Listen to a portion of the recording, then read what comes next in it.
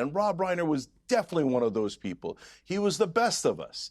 And to die in such a tragic way, and then to have the president of the United States rub it in and somehow make it about himself. Look, I could get angry at Donald Trump. We've all been angry at Donald Trump. But if you're on the right... This debate starts with a question that goes far beyond politics. When tragedy strikes, should basic decency still come first? That's exactly what has people talking, and the panel does not hold back. Before we dive into the full story, comment where you're watching from. And don't forget to like and subscribe so you don't miss the next one. In this clip, you'll see Piers Morgan, Cenk Uygur, and Roland Martin sharply criticize Donald Trump's response, while Emily Austin tries to defend it, but quickly faces strong pushback from the rest of the panel. Watch the full exchange, and then stick around, because I'll break down exactly what stood out to me and why. This debate has sparked so much reaction. Let's get into it. And it's just happened as we came on air. And I just thought we've got to start with this, because when you're the most powerful man in the world, listen, everyone knows I've known Trump a long time. But this is one of those times when many times he's been like this, when big public figures have died. I remember it with John McCain. I remember it with Colin Powell. And each time I just wince at the lack of basic decency. What is your reaction to that? Well, you saw that I came on here and I was brokenhearted when Charlie Kirk was killed. And I condemned the people celebrating it because, my God, if you're part of the peace movement, you're on the left, et cetera. We're supposed to be for nonviolence more than anybody else. So, and that was disappointing at that time. And then Donald Trump, among others, said it was the most outrageous thing they'd ever seen. For him to do it now to Rob Reiner, I mean, and for what? For what? I mean, did this guy advocate for some heinous thing? Not at all. And here's what I want people to understand about Rob Reiner. So he was obviously an enormous figure in Hollywood. Some of the movies that we all love, like Stand By Me, When Harry Met Sally, et cetera, right? But on top of that, here's something that no one could argue with. Rob Reiner was a true American patriot. He loved this country. Now, whether you agreed with him or disagreed with him on any issue, he's a guy who put his heart into this country and always tried to make it better. You could see patriots like that, whether they're on the right or the left, who deeply care about their fellow man. And Rob Reiner was definitely one of those people. He was the best of us. And to die in such a tragic way, and then to have the president of the United States rub it in and somehow make it about himself. Look, I could get angry at Donald Trump. We've all been angry at Donald Trump. But if you're on the right, more than anything else, you should just be deeply disappointed. Is this what you wanted? Is this the ha-ha, you're dead kind of mentality that you wanted? It sounded like after Charlie died that you really, really didn't want that you thought it was a terrible thing to do. Well, so that's the excuses. Point. Yeah, look, that's the point, Gillian, that I would make, is it's going to be very interesting to me what people on the conservative right in America say by way of their reaction to what Donald Trump has said here. Because if there's any support for this from MAGA, from his supporters, his friends, from anyone, then it flies completely in the face of that whole debate after Charlie Kirk, when so many on the left behaved disgustingly. I remember calling it out at the time. And then here, the idea that he was murdered because of something to do with his views of Donald Trump, which is complete nonsense. It's. I'm not just disappointed. I'm angry with it. I completely agree with you and Cenk here. I will say that when I woke up and learned about this, it was on Brandon Tatum's Instagram, and he actually showed the clip of you talking to Rob Reiner. So my hope is that any reasonable person on the right or the left finds political violence disgusting, any support of it disgusting, and I'm with both you and Cenk. There's zero pushback over here. I'm extremely disappointed in the way Trump it's not even, this. There's not even a suggestion it's political violence in this case, right? We don't know why the son did this. Well, either way, if Trump was trying to imply that it was because of Trump derangement syndrome, any violence of any kind, I don't think he was. Reprehensible. I'm not quite sure exactly what he was trying to imply, but I'm disappointed by his response. I have yet to see anybody on the right endorse that statement or celebrate the death of Rob Reiner. I certainly hope we don't, and I promise you that I would absolutely condemn anybody who does that. Right. I mean, I'm let me with you bring guys. Mujahid in. I want to play a clip. This is another clip from the interview I did with him. I spoke to him for 45 minutes, literally in mid-September. It was a great interview, and I was very struck actually by the more mollifying tone that he took throughout this interview about Trump, who he has been very critical of in the past. There's no question. He's ranted away about Trump like many in Hollywood have done. But in that interview, he struck a very different tone. And here's him talking about Trump and the fact the left kept calling him Hitler. Senator Ted Cruz has come out and said that people should stop using the Nazi rhetoric.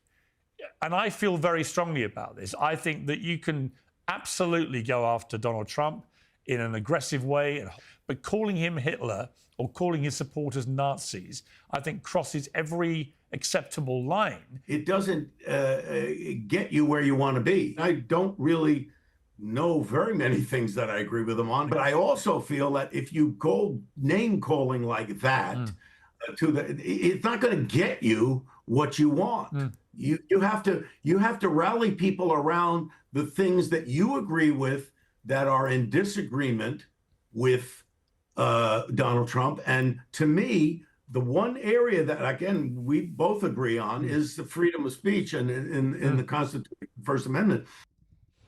You know, there's an irony there with Jahat about the name calling, because I don't know what Donald Trump thinks he'll achieve with this rant about Rob Reiner, as his body is still warm from this brutal murder.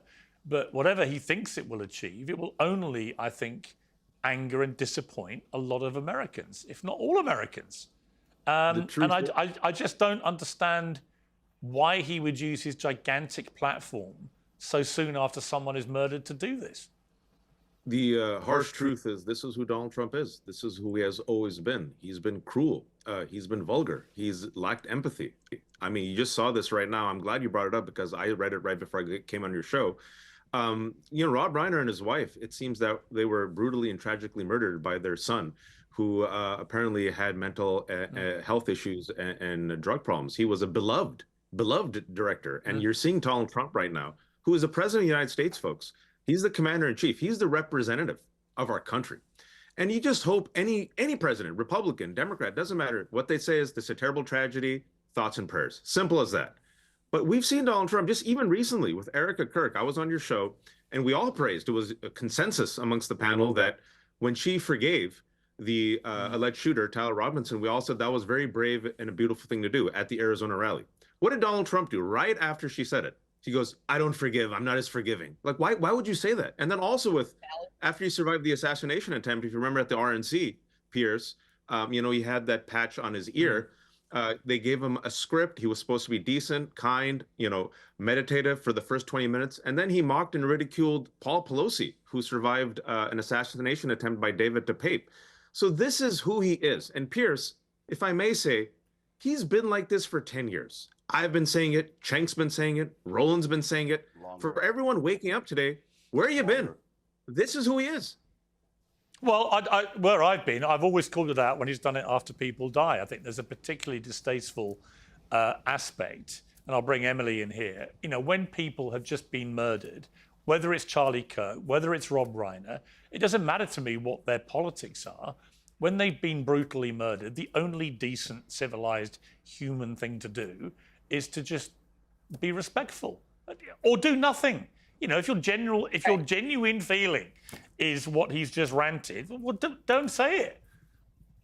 Right. I feel like as the president of the United States, he does not, with all due respect, have any obligation to need to tweet about Rob Reiner. I feel like he has, you know, other things going on, and that's reasonable. If I were in Trump's inner circle, would I had told him to post this? Probably not. I'd suggest strongly for him to just not say anything at all. The first I'm ever hearing of Rob Reiner is that he has Trump derangement syndrome, and that still doesn't change any of my empathy towards him. I didn't know who he was. I'm hearing now he was talented. In fact, one of the first impressions I've had of him was Donald Trump's tweet. But I really think we're doing a disservice by drawing parallels from this to political violence, even bringing up Charlie Kirk's murder. I get why you brought it up, Piers, because you're saying, well, if you don't like how the left celebrated his death, don't celebrate this. But nobody's celebrating Rob Reiner's death. I hope, as Jillian said, well, it sounds like Donald Trump is getting. Yeah, but look, it does sound like he's getting. He's getting pretty close to it. I mean, when he says that, you know, he got killed reportedly due to the anger he caused others with his mind-crippling disease, Trump derangement syndrome. There is zero evidence for any of that. He got killed by his deeply disturbed son after what the TMZ and New York Post and others are reporting was a terrible family argument. The son, Nick, who's now 32, was a screenwriter who battled and talked openly about, made a film about drug addiction, homelessness, and so on. But apparently, you know, used whatever kind of implement to slit the throats of his parents. Yeah. You know, I hear you. I'm not justifying it. So I'm not saying that. I don't think there's any political motivation for this attack whatsoever. But Donald Trump has made it political by inferring very clearly that this happened because Rob Reiner attacked him, and that to me is where I disagree. I disagree, Piers. I'll tell you what I think his intention was, and I will also preface by saying he did not get the message across. I feel like his intention was, hey, everybody, look, although this man hated me, and although he had Trump derangement syndrome, he ended it, you know, putting us together with may they rest in peace, whatever. I feel like what his intention was even though I disagree with him, the guy died, and I'm sorry for him. He did that in possibly the worst way. Stop it. And I just don't feel like this is really shocking to anybody here. I feel like we've all been following Trump over the last 10 years. And as Wajahat said, that's his style. You know, you like it or not, that's who he is. This tweet was wrong, but it's not, you know, necessarily so shocking for all of us to see. And also, it shouldn't be blown out of proportion. I actually did find it quite shocking. And I have known Trump a long time. I am a friend of Trump's, good, bad, and ugly. And I got to say, Roland, there's no defense for this. No, there's no defense. I don't know what the hell I just heard. Let's be clear. He has no morals, no values, no decency, no ethics, no principles. This is who he is. This is not a shock at all.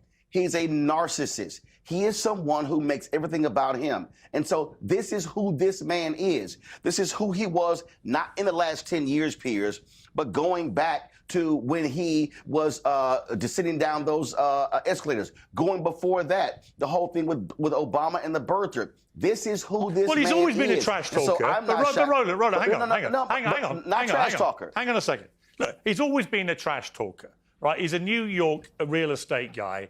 He's a trash talker. No. And I would say, I know, I'm going to come to that. In relation to general trash talk, my God, the left talk trash about him, right? As I said in that clip, so all the Hitler stuff, the Nazi stuff, all that, you know, it's a two-way street, the trash talking. This is a particular thing, which angered me when I saw his reaction to Colin Powell dying, to John McCain dying.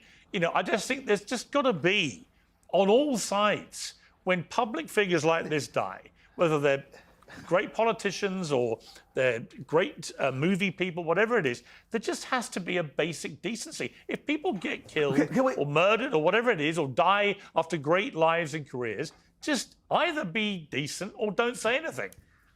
Here's the deal. This all sides is nonsense. First, listen, the regular average person who's out there on social media, that's one thing. But it's called being a statesman for a reason. I'm literally sitting here, I grabbed my book, Master of the Senate, of LBJ, and it was amazing.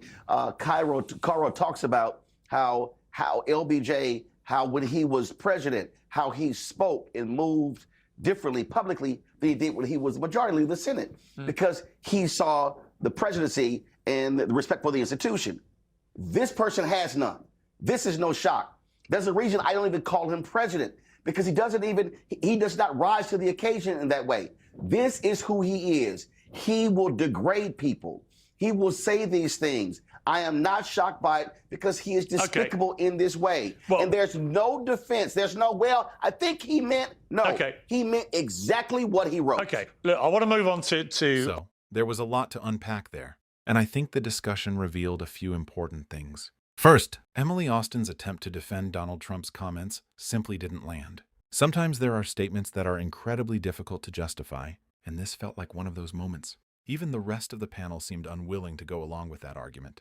As for Piers Morgan, I have mixed feelings. I give him credit for calling out the comments, but I also find it difficult to reconcile that with repeatedly describing Trump as a friend. If someone consistently responds to tragedy in a way that you openly criticize, at some point you have to ask yourself where you draw the line. The bigger point, though, is one that Roland Martin and Wajahat Ali kept making throughout the discussion. None of this should come as a surprise. Whether you agree with Donald Trump or not, his critics argue that this style of politics, provocative, confrontational, and centered around himself, has been consistent for years. That's also why you've seen criticism coming from people across the political spectrum, including some conservatives who felt the comments were unnecessary and inappropriate. Moments like these tend to become bigger than politics because they raise questions about leadership, tone, and basic decency. At the same time, I think the both sides argument only goes so far. Every situation deserves to be judged on its own facts. And when public figures respond to tragedy, people naturally expect a certain level of restraint. One thing that has remained consistent is that Donald Trump has often made himself part of the story, even during difficult moments. Supporters may see that as authenticity, while critics see it as self-centeredness. Either way, it has become one of the defining characteristics of his public image. But that's my take. I'd love to hear yours. Do you think the criticism from the panel was justified, or do you think they went too far? Let me know in the comments below. And if you enjoyed this breakdown, don't forget to like the video, subscribe to the channel, and thank you all for helping us reach 77,000 subscribers. We're now pushing toward 80,000, and I genuinely appreciate every single one of you. Thanks for watching, and I'll see you in the next one.